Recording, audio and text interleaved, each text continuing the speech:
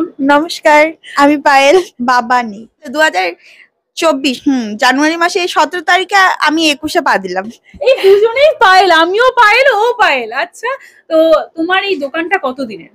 আমরা এসেছি এই 2.5 মাস হলো, আর তার আগে থেকে 7-8 মাস আমি এখানে কাজ করেছি। তারপর সেখান থেকে কাজ করে নিজেরটা তৈরি করা। আচ্ছা, মানে আগে নিজের একটা দোকান ছিল না? না, আগে ছিল না। আগে আমি একজনের আন্ডারে কাজ করতাম, তো সে এখন পারছে না কাজ করতে।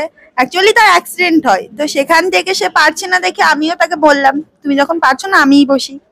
তো তারপর থেকে চলছি নিজের মতো। দেখা হঠাৎ করে এই হোটেলের বিজনেস কেন? আগে কিছু করতে?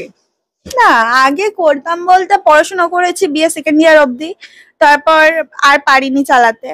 তারপর এখানে কাজেই আসি একজনের হাত ধরে, আমার মাসির ছেলের হাত ধরে, যার নাম উল্লেখ না করলেই না, আমার দাদা, মাসির ছেলে বাপি। তো ওই দাদার হাত ধরে এখানে কাজে আসি। তো কাজে আসার পর অনেক স্ট্রাগল করেছি, দাদাকে প্রচুর হেল্প করেছি।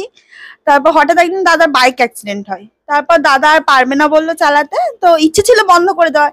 আর বলে না একরকম মায়ার টান, তো এই দোকানটার সাথে মায়া লেগে গেছিল, আর ভাল লাগছিল না, বাড়িতে থাকলে সময় কাটে না। তারপর আমি মাকে বলি যে চলো একসাথে করা যাক। ইচ্ছে ছিল না বন্ধ করার। এই দোকানটা তাহলে এখন তোমাদের পুরোপুরি, তাই তো? হ্যাঁ, পুরোপুরি বলা চলে। দোকানে কে কে থাকছে, মানে তুমি আর কে থাকছো? আপাতত আমি আর মা রয়েছি। মানে মা মেয়ের বিজনেস, তাই তো? হ্যাঁ। বাবা নেই?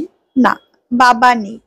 পড়াশোনা করেছি যখন আমার হায়ার সেকেন্ডারি হয় তখন 2020।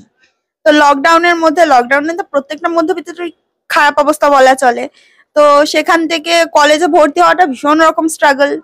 মা বলা ভালো যে তখন মা নিজের গয়না বন্ধক দিয়ে আমাকে কলেজে ভর্তি করায়। তো হ্যাঁ, চলেছে 1 বছর পলিটিক্যাল সায়েন্স নিয়ে পড়েছি, কিন্তু এত কলেজের খরচ, নতুন বই থেকে শুরু করে টিউশন, আর মাকে প্রেশার দিতে চাইনি তখন, মাথার উপর বাবাও নেই। চলো, আর পারছিলাম না, এক কথায় পারছিলাম না টানতে।